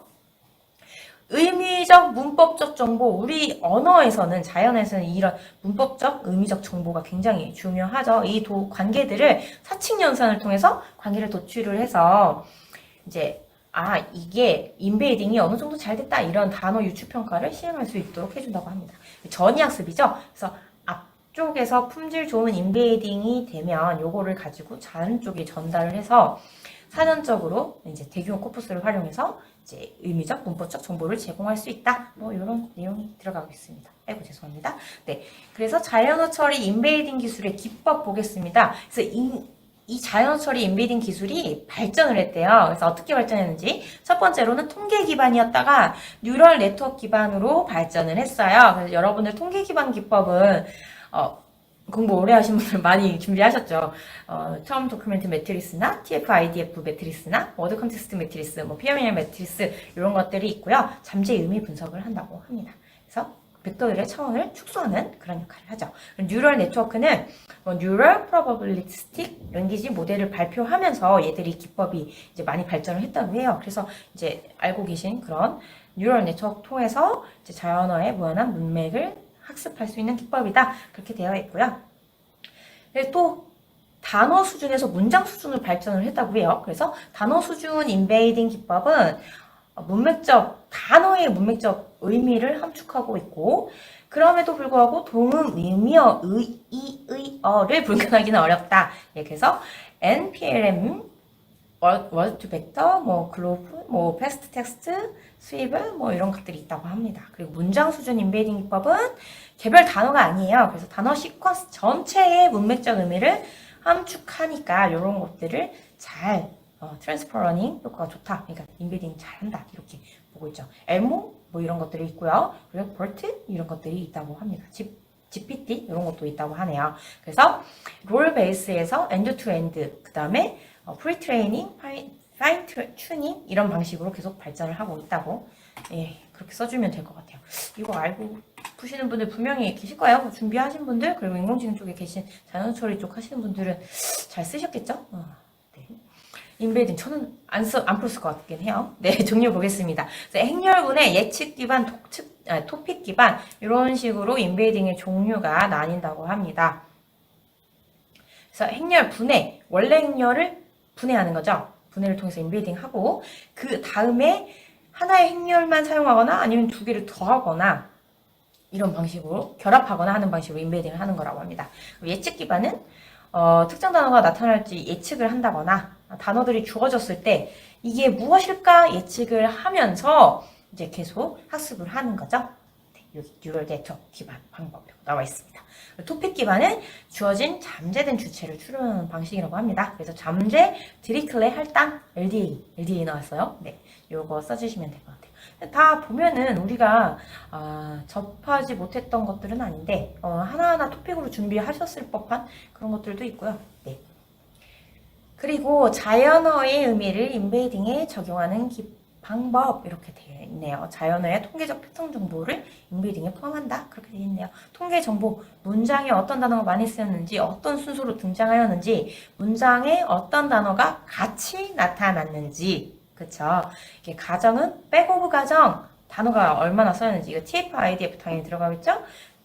그 다음에 랭귀지 모델 가정, 이렇게 해서 시퀀스의 확률 부여해서 이렇게 명시적으로 학습을 하는 모델이라고 합니다. 네. 그리고 백오프, 에듀케이, 스무디 이런 것들이 있다고 알아주시면 될 것 같아요. 디스트리뷰션, 히포스티시스 이 발음이 어려워요. 네, 대표 통계량, PMI 이렇게 보시면 되고요. 전별 사고 정보량 이런 것들 쭉 보시면 될 것 같아요. 어려워요? 네. 턴 컨텍스트 매트리스 워드 투 벡터 또 나오죠. C5 이런 거 방법 있고요. 스킵그램 이런 거 어떤 타깃 언어를 가지고 문맥 단어가 뭘까 이렇게 예측하는 그런 방법이 있다고 합니다. 네. 저는 어려워서 안 풀 것 같아요. 모르거든요. 네. 2번 오픈소스의 개념, 특징, 현황을 기술하고 오픈소스가 4차 산업혁명에 기여하는 시사점을 설명하시오 했습니다. 네, 오픈소스의 개념 및 특징 잘 써주시면 되죠. 여러분, 야, 오픈소스 이거 문제 하루 이틀 나오는 건 아니지만, 네, 처음 보신 분들은 이제 오픈소스를 좀 학습을 하셨을 거예요. 네, 좀 어렵게 생각하지 않으시면 풀 수 있지 않았을까 싶습니다. 그래서 개념을 이제 쭉 나열해 주시고요. 여러분 주의하실 게 오픈소스의 개념이라고 물어봤죠. 그냥 개념이라고 물어본데 정의라고 쓰시면 안 돼요. 아실만한 분들은 다들 아시겠지만, 네. 그리고 오픈소스의 특징에서 특징을 굳이 기술하라고 했잖아요. 그러니까 특징을 이제 한 판 써줘야죠. 네. 그래서 오픈소스의 특징을 관리 및 저작권 측면에서 한번 이렇게 봐주는 거죠. 코드 판독이나 뭐 라이센스료나 소프트웨어 업그레이드 주체나 보안상의 허점 인식 주체나 신제품 출시 시간, 뭐 IPR 뭐 이런 것들 가지고 저작권이죠. 이렇게 얘들이 어떤 차이가 있느냐, 오픈소스의 특징이 무엇이냐. 그래서 라이센스 부과료가 없고 라이센스료를 부과하지 않고 뭐 커뮤니티 참가자가 막 다 하고 뭐 개발 주기가 짧고 뭐 여러 단체가 소유하고 있다. 이런 특징을 이렇게 괜히 또 비교 한번 해주시면 이렇게 써주셔도 되고 자유롭게 하여튼 측면을 나눠서 써주시는 게 중요해요. 특징 물어봤을 때 진짜 애매하거든요, 여러분. 그쵸? 네. 생산 및 공유 측면 보겠습니다. 그래서 개발 생태계를 만들어서 기업을 중심으로 해서 고객이나 오픈소스 커뮤니티나 재단 연합, 뭐 개발자, 뭐 투자자 이렇게 해서 복잡 다단하게 구성이 되어 있어요. 그쵸? 이런 생산 공유 측면에서의 이런 복잡 다단한 이런 관계가 있다. 이게 생산해서 오픈하고 다시 리유즈, 리디벨롭 여러 사람들이 자발적으로 이걸 하고 그 다음에 다시 또 리유즈 디벨롭해서 기업에서도 하고 그래서 다시 한번 오픈하고 이런 생태계가 조성이 된다. 개발 모델 및 과정 측면도 써주시고요. 네, 초기 버전을 지속적으로 초기 버전을 지속적으로 개선하고 유지할 수 있는 개발자들의 확보와 그들 간의 활성화된 사회적 상호작용이라고 되어 있습니다. 네. 그리고 투명성을 보장을 해 주셔야 되죠. 그쵸? 이제 오픈소스 비전이나 로드맵, 릴리즈 계획, 형성관리 계획, 뭐, 컴퓨터 자격 조건, 새 기능 추가, 뭐 이런 거. 그러니까 예전에 우리 뭐였죠? 노바 이런 거 나오는 거. 오픈스택 프로젝트 그런 거 보면은 다 버전별로 다 나와 있고 뭐가 어떻게 업데이트가 됐는지 다 적혀져 있죠. 이런 투명성 중요하다. 네, 이런 것들 가지고 가주시면 될 것 같아요. 네. 그리고 오픈소스 개발 모델 있고요. 뭐 오픈소스 개발 과정 뭐 이런 거를 가지고 아시는 대로 다 갖다 넣어서 이게 특징이다. 다른 거하고는 다르다. 뭐 그냥 소프트웨어 개발할 때는 이런 과정 안 들어가죠. 그쵸? 네, 이런 것들 같이 비교해 주셔서 써주시면 될 것 같습니다. 근데 굳이 지금 오픈소스에 대해서 물어본 이유가 있죠. 오픈소스가 4차 산업혁명에 기여하는 시사점이라고 했어요. 그래서 뒤에 현황도 있죠. 죄송합니다. 그래서 그 다음 장에 현황 물어본 게 참 많아요. 개념 특징이 한 달랑 묻고 현황을 한 판 쓰고 4차 산업혁명에 기여하는 시사점 한 판 쓰고 이렇게 하면 딱 목차 잘 나옵니다. 네, 오픈소스 현황 볼게요. 소프트웨어 산업에서 오픈소스 활용 유형을 보겠습니다. 소프트웨어 기업에서는 이제 상용 소프트웨어를 오픈소스를 활용해서 상용 소프트웨어를 생산하고 판매한다. 그렇죠? 요즘에 보면은 어떤 오픈소스에 덮어 씌워서 이렇게 막 계속 하죠. 클라우드 쪽도 보면은 오픈소스에서 이렇게 샥샥 올려가지고 본인들의 제품 만들어서 판매하고 뭐 그렇게 하고 있죠. 그쵸? 그리고 IT 서비스에서 오픈소스를 가지고 이제 소프트웨어 플랫폼 더하고 추가 모듈 개발해서 이제 플랫폼 이런 거 만들고 뭐 통관 시스템 만들고 뭐 이런 거 한다는 거죠. 인터넷 서비스도 신규 서비스 생산에 활용한다. 클라우드 쪽에서도 오픈소스 활용 서비스 개발을 한다. 뭐 인베디드 이런 제조사 이런 쪽에서도 오픈소스 활용해서 진행을 하죠. 게임 쪽 게임사도 오픈소스 이용해서 빅데이터 솔루션 기반으로도 하고요. 요즘에 뭐 VR, AR 이런 것도 다 AR 가지고 오픈소스 가지고 하는 거잖아요. 그런데 네, 그렇습니다. 그리고 논 소프트웨어 기업에서도 이제 금융, 공고 뭐 이런 부분에서도 오픈소스 가지고 이제 기존에 있는 완제품 소스를 쓰기에는 좀 커스터마이징 하는데 어렵고 뭐 이럴 경우에 이제 쓸 수 있는 거죠. 네. 그리고 ICBM 측면에서 오픈소스 활용 현황. 이 ICBM 우리나라에서 쓰는 용어잖아요. 근데 이게 좀 입에 붙더라고요. 나중에 편해갖고 그죠? IB 여기 있는데 제가 뭐 빼먹은 거 있나 모르겠어요. 하여튼 연결과 센싱 부분에서 어떤 오픈소스들이 사용되고 있는지, 그리고 블록체인 쪽에서 어떤 오픈소스, 모르는 게 없어요. 그쵸? 데이터 수집 저장 처리에서 어떤 오픈소스 있는지, 여러분 이 단계별로 그냥 한 판 쫙 깔아주면, 이거 날로 쓸 수 있지 않을까 싶습니다. 네. 그냥 알고 있는 거 그냥 그룹핑만 잘해서 오픈소스 이렇게 쓰고 있다. 현황 보여주시면 돼요. 글로벌 소프트웨어 기업의 오픈소스 활용 현황은 어떤가? 보니까 MS도 뭐, 애저 ML, 뭐, IBM, 왓슨, 이거예요. 잘 모르겠어요. 자, 구글, 딥마인드, 텐서플로우, 뭐, 페이스북, 톨치, 뭐, 아마존, 사시메이커? 이런 거 해가지고, 뭐, 다 공개하고 있다. 근데 왜 공개하겠어요? 자기 생태계로 끌어들이려고. 그쵸? 플랫폼, 하려고 하는 거죠. 이제, 종속성을 가져가게 되는 거죠.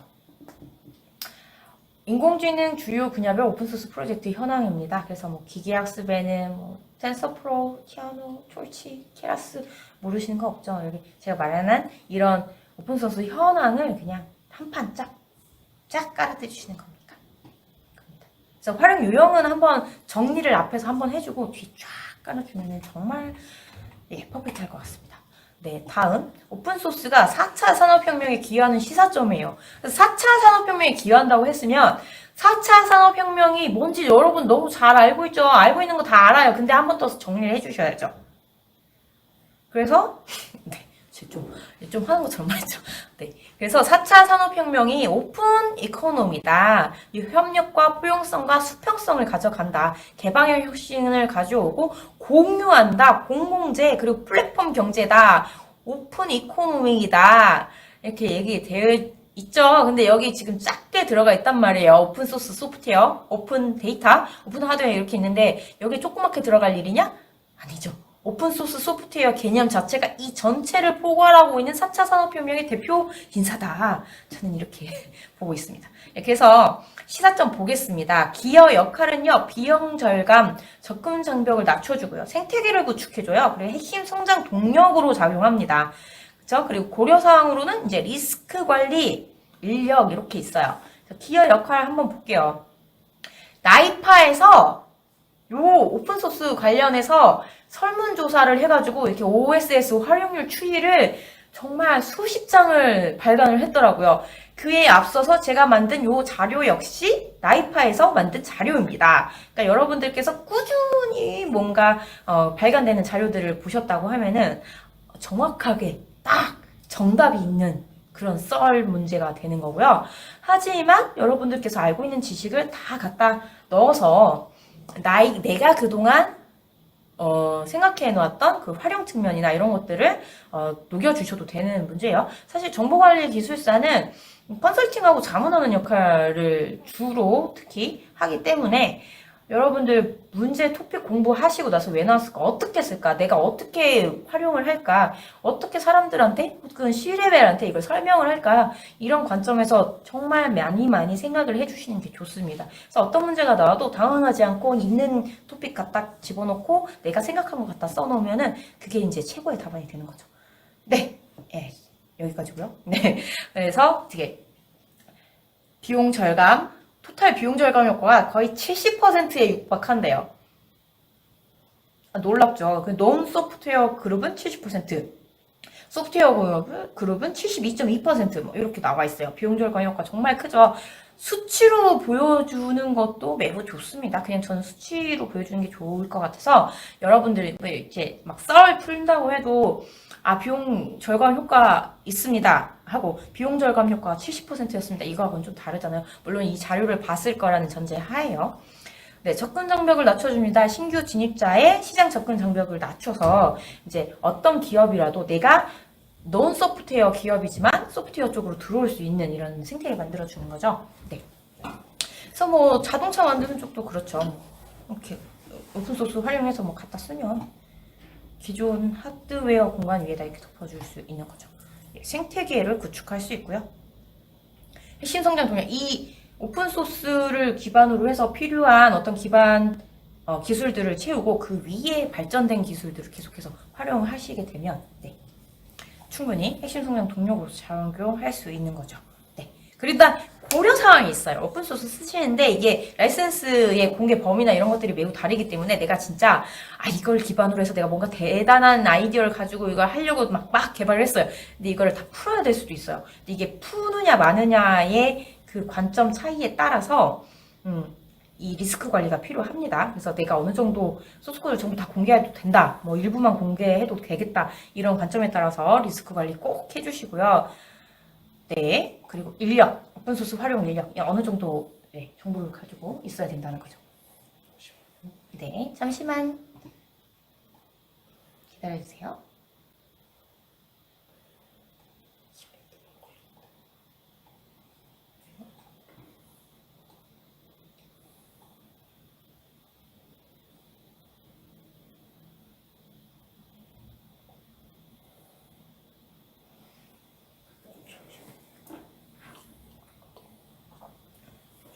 네, 잠시만 기다려 주시기 바랍니다.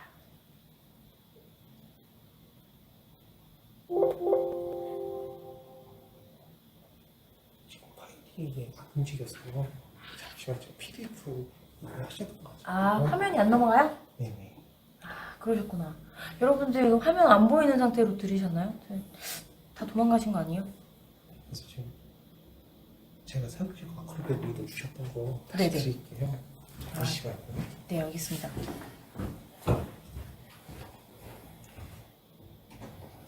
여러분 제가 어떻게 되는지도 모르고 네, 지금 하얀 화면인데요.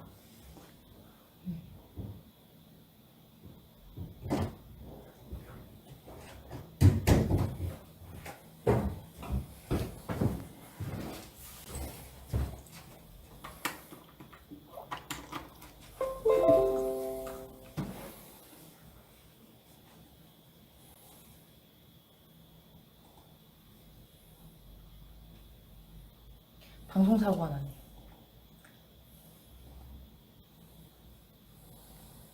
네. 이게 제가 잘못 들었나요, 파일을? 네. 저거 바로 PDF로 변환하시면 될 것 같아요.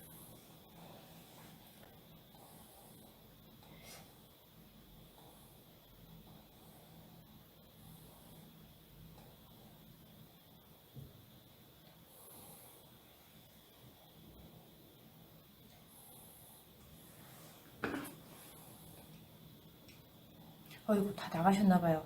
지금 29분이셨다가 23분으로 줄었네요.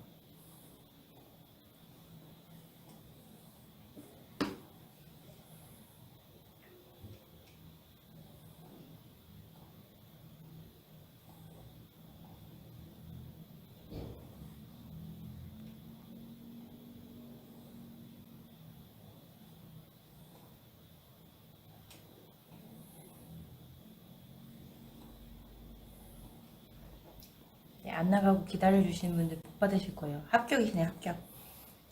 지금 세 분이 더 오셨어요. 합격이십니다, 합격. 26분 여기 뭐 전부 다 올 합격하시기를 제가 간절히 기원드리겠습니다.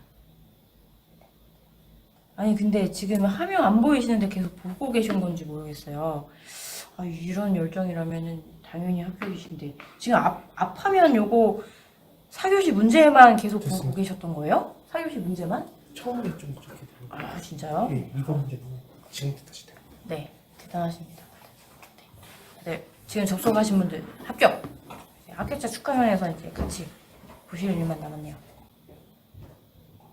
네, 전체 화면 모드로 한번 보겠습니다. 네, 그래서 시사점 이제 한참 봤죠. 그래서 이 표는 그냥 참고해 주시고요. 자료 필요하시다고 하면은 이제 제가 특별히 제공을 해드리도록 하겠습니다. 사실 구글에 치면 다 나오지만 이 자료 찾는 것도 일이지 않습니까? 예, 그래서 공간 3번 공간 DB에서 사용되는 공간 영상자 5개 나열하고 설명하라고 했습니다. 사실 이 사태가 발생하기까지는 저의 불찰이 매우 컸습니다. 제가 요 뒤에 여기 안 들어가 있네? 여기에다 제가 뭐 하나를 추가를 했거든요. 그러면서 이제 파일 바꿔달라고 말씀드렸다가 이런 일이 생겼습니다. 정말 죄송하고요. 네, 그래서 한번 보겠습니다. 어쨌든 봐야 되는 건 봐야 되니까. 네, 공간 대비 정의해 보겠습니다. 공간 데이터 타입을 포함한 다양한 타입의 GIS 정보를 효율적으로 저장하고 검색하고 관리하는 데이터베이스 시스템이다. 근데 공간 DB 이거 왜 물어봤을까요? 여러분 이거 공간 DB 공간 연산자 잘 알고 계신가요? 뭐 특징 등장배경 제가 쭉 썼어요. 한 판 만들려고. 이거 목차 나누기 조금 어렵잖아요. 그래서 공간 연산자 여기에서 봤을 때 2차원 공간 연산, 3차원 공간 연산, 시공간 연산, 위상 연산 뭐 이렇게 쭉 있고 뭐 이미지, 벡터 뭐 이런 식으로 5개가 나뉘어져 있어요. 대지덤 보시면. 그리고 이제 공간 DB의 구성은 여기 통합 지리 처리기, 공간 연산자 여기에 공간 연산자가 있고 이 공간 연산자는 요렇게 구성이 된다. 그래서 뒤에서 공간 연산자에 대해서 5개를 나열하겠다. 요렇게 쭈루룩 가면 되는데요. 왜 물어봤을까요? 제가 지금 이거 팩트 쓰는 거기 때문에 이렇게 써놨는데 저라면 1달락에다가 공간 DB 그리고 이런 공간 연산자 이게 필요한 그 어떤 지금 현황 이런 걸 써볼 것 같아요. 그러니까 뭐 예를 들어서 디지털 트윈도 공간 정보 굉장히 중요하죠. 자율주행 자동차도 진짜 중요하죠. 뭐 이런 것들에 대해서 쭉쭉쭉 이래가지고 공간 DB가 정말 중요하다. 근데 얘네들을 위해서 이 정보를 정확하게 구현하는데 공간 연산자가 이렇게 필요하다. 이렇게 해가지고 쭉 풀면은 조금 괜찮지 않을까. 저는 그렇게 생각을 했습니다. 네, 그래서 공간지를 위한 공간 연산자. 제가 아까 그 벡터랑 그런 거 들어가 있는 대지덤에 나와 있는 내용, 대지덤 한번 참고해 주시고요. 일단 제가 찾은 요 연산자들 쭉 나열을 해놨어요. 그래서 요거 가지고 한 판 나오긴 조금 어렵긴 한데 잘 적어 봐야 될 것 같아요. 만약에 이제 뭐 equal, disjoint, 뭐 touch, within, contents 이런 거를 개념을 그림으로 그리시면은 저는 한 판 잘 나오지 않을까 그렇게 생각이 됩니다. 네. 그림 뭐 과도한 그림은 좀 그렇지만 지금 이런 문제에서 어떤 분량 확보하는 데는 그림만큼 좋은 게 없잖아요. 그쵸? 여기다 그림씩 하나씩 이렇게 해가지고 네. 그래서 관계 연산자에는 equal, disjoint, 뭐 touch, within, 뭐 contains, crosses, 뭐 intersect, 뭐 overlap 이런 게 있다. 그리고 오라클에서는 2차원 공간 연산자를 3차원으로 확장하도록 개발을 했다. 뭐 이런 내용들이 있네요. 분석 연산 해가지고 이 2가지로 나뉜대요. 연산자가 제가 본 논문에서는 여기 참조하시면 됩니다. 그래서 intersection, 뭐 difference, union, seam difference, buffer, 뭐 convex hull 뭐 이런 게 있어요. 그리고 인접성 관련해서 인접 객체 찾는데 SDO에는 뭐 이런 게 있대요. 근데 이게 진짜 공간 연산을 하는 연산 형식이라고 되어 있어서요. 이런 것들 알고 쓰실 수 있으려나? 일단 저 같으면은 요거 제가 말씀드린 아까 DB 대지덤에 있다는 그 벡터, 이미지, 시공간 뭐 이런 것들 가지고 같이 잘 풀어볼 수도 있을 것 같아요. 네, 참고해 주시면 될 것 같습니다. 그리고 정보보호 관리 체계의 개념과 관리 과정을 설명하시어 보겠습니다. 정보보호 관리 체계가 뭘까요? 여기 있죠. 정보자산의 기무가를 달성하기 위해서 각종 보안 대책을 관리하고 위험 기반 접근 방법에 기초해서 구축, 구현, 운영, 모니터링, 검토, 개선 등의 주기를 거쳐서 정보보호를 관리하고 운영하는 체계다. 인증이 있다. 네, 이렇게 되어 있죠. 법은 써주시면 되죠. 47조 외우시면 돼요. 예전에 어떤 분이 이게 제가 심리학에서 배웠는데 이게 정보를 뭔가를 외울 때는 의미, 문맥 그리고 제 어떤 복합적인 시상 이런 걸 같이 응용을 하면 된대요. 그래서 어떤 분이 외우시는데 47층에서 뭘 했다. 47층에서 정보통신망에 관한 정보보호 인증을 받았다. 뭐 이런 식으로 외우시더라고요. 네, 하신 47조 외우기 괜찮습니다. 네, 그래서 프레임워크 개념도 보겠습니다. 프레임워크 보면 정보보호 관리 과정과 정보보호 대책으로 나뉘죠. 그래서 관, 대 이렇게 외우죠. 전 그랬는데 그쵸? 네, 그래가지고 여기 정범위 구사, 정대위 구사, 정조위 구사, 정조위 구사. 네, 헷갈려요, 제가. 정조위 구사 이렇게 해가지고 외우고 얘들도 딱 다 외우시죠. 근데 대책을 물어본 게 아니에요. 왜 관리 과정을 물어봤기 때문에 관리 과정에 대해서 5단계를 이렇게 써줬는데 제가 12개 통제사항을 못 찾아가지고 못 넣어놨어요. 이거 12개 통제사항까지 써주면은 불량되지 않을까 싶습니다. 그래서 관리과정, 정보보호 정책 수립 및 범위 설정, 경영진 책임 및 조직 구성한다. 그리고 위험 관리한다. 정보보호 대책 구현한다. 사후 관리한다. 이런 것들 특징 쭉 써주시고 관련 문서 써주시고 뭐 나중에 안 되면 12개 통제사항 정 기억 안 난다 그러면은 얘네들 하나하나를 묶어가지고 정책이나 조직도나 이런 거에 대해서 어떻게 하는지, 어떻게 관리하는지, 나라는 어떻게 관리하겠다 이렇게 써주셔도 괜찮을 것 같아요. 물론 답이 있는 문제지만 선택 측면에서 어쩔 수 없이 선택하셨을 땐 그렇게 해주시면 될 것 같아요. 그리고 퍼블릭 블록체인과 프라이빗 블록체인의 차이점을 비교 설명해라 이렇게 되어 있죠. 여기서 이제 비교 문제니까 또 아까 제가 말씀드렸던 둘의 관계를 봐야 되죠. 네, 퍼블릭 블록체인이 나왔는데 이제 일반 블록체인이 나왔죠. 얘는 이제 기본적으로 누구나 읽기 권한이 있고 누구나 트랜잭션을 상성할 수 있고 누구나 권한을 가진 그런 알고리즘이었어요. 그래서 와 이게 진짜 블록체인이 말이야 막 이렇게 공유와 뭐 이런 것들을 다 이룰 수 있겠다 했는데 사실 실질적으로 이런 거를 쓰기가 쉽지 않죠. 그래서 얘를 보완하기 위해서 기업에서는 얘를 이 퍼블릭 블록체인을 쓰기가 쉽지 않기 때문에 보완하기 위해서 나온 것이 프라이빗 블록체인이다. 그런 관계가 있죠. 그래서 퍼블릭 블록체인은 누구나 열람할 수 있다. 투명하게 기록된다를 복제해서 저장하는 분산 데이터 저장 기술이다. 근데 프라이빗 블록체인은 이름에서도 유추할 수 있어요. 여러분들이 이 문제를 모르시는 분들도 제가 처음에 뭐 기술사 공부 뭐뭐로 시작했을 때 블록체인을 그냥 블록이 연결되어 있는가 보다 이렇게 하면서 막 그런 그림을 그려서 대충 막 쓴 적이 있어요. 그런 식으로 그냥 응용해서 쓰시면 됩니다. 퍼블릭은 공개돼 있겠지. 프라이빗은 뭔가 제한돼 있겠구나. 한정된 참여자 원장 기록을 열람할 수 있는 한정된 참여자가 있고요. 기업에서 거래를 기록하기 위해서. 그쵸. 사적으로, 매우 사적으로 쌓인다는 거죠. 네. 그리고 읽기 권한은 누구나 허가된 기관이 가지고 있고, 거래 검증 승인도 감독기관이 있어요. 감독기관이 있어서 이게 블록체인이냐, 막 이런 논쟁이 있었죠. 어쨌든 우리가 기업에서 쓰겠다는데, 기업 내에서는 감독을 하긴 하지만, 내에서 이렇게 하는 데는 문제 없다. 한다면 괜찮겠죠? 트랜잭션 생산자도 법적 책임을 지는 기관이다.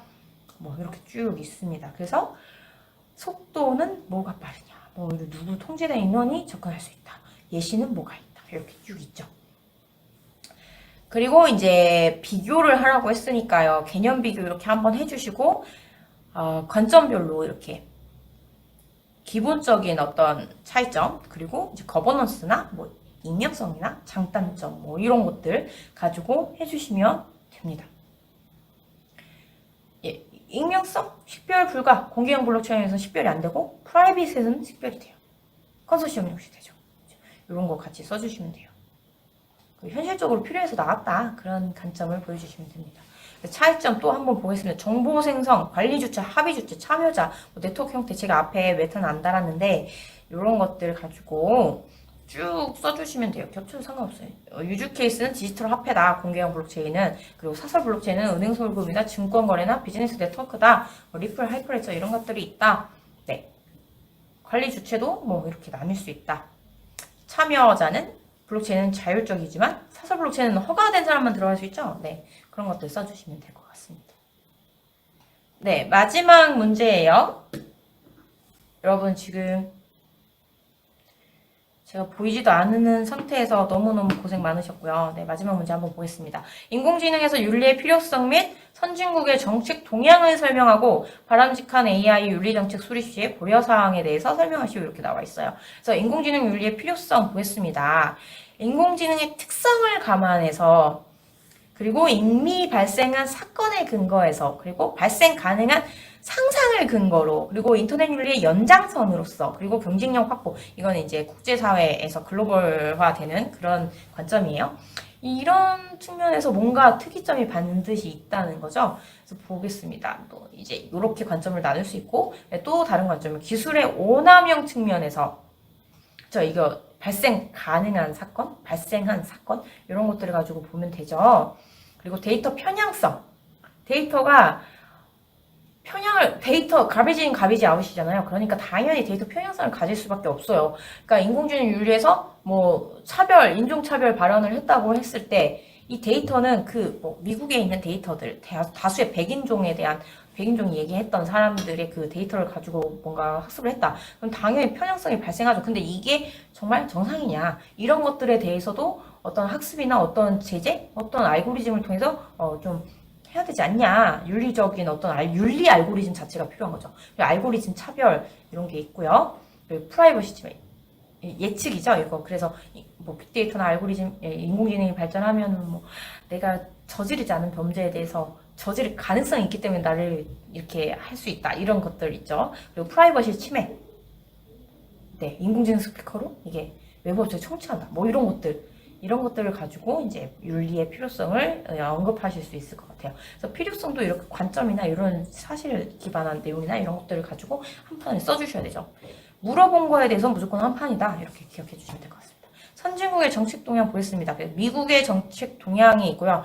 아실로마 AI 원칙이 있어요. 그래서 연구 목표는 뭐 인간에게 유용하고 이런 혜택을 주는 지능을 개발한다. 뭐 그 연구비 지원은 어떻게 되어 있고, 뭐 과학 정책 간의 연구가 건설적으로 돼야 되고, 연구 문화는 투명성 문화, 뭐 혈명 신뢰 이렇게 되어 있고, 안전 기준에 대비해서 부실한 개발을 피하고자 적극적으로 협력해야 된다. 뭐 이런 것들. 요거를 가지고 원칙을 세워놓고 한다는 얘기죠. 그리고 영국의 정책 동향 보시면 5가지 윤리 원칙을 세워놨어요. 그래서 로봇은 국가의 안보와 관련된 경우를 제외하고는 무기로 설계되면 안 된다. 이거 진짜 중요한 문제죠. 그쵸? 그리고 로봇은 사생활을 포함한 기존법을 준수하도록 설계되고 운영. 당연히 법을 따라가야 되는데 사실 여러분 그 EXX 사건도 있다시피 사생활에 대해서 뭔가 고려를 하고 이런 것들이 설계가 됐었을까요? 하여튼 한번 인터뷰해보면 재밌을 것 같아요. 네. 그리고 로봇은 인공적인 결과물로 감정과 의도를 착각하도록 하여 취약한 사용자를 악용해서는 안 된다. 그러니까 감정적으로 뭔가 그리고 뭔가 외롭고 쓸쓸한 저 같은 사람들 이렇게 막 외로움을 채워주는 역할을 하면서 뭔가 그 사람을 이용하기 위한 어떤 수단으로 쓴다던가 뭐 그런 식으로 돼서는 안 된다. 뭐 그런 거죠.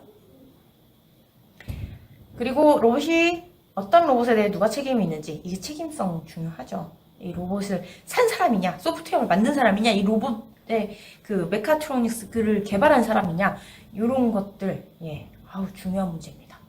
역시 책임 역시 중요합니다. 네. 그리고 3번 해서 바람직한 AI 윤리정책 수립 시 고려사항 해서 여기 사람 중심이 된 인공지능 윤리 기준에 이 내용 그대로 이제 나와 있습니다.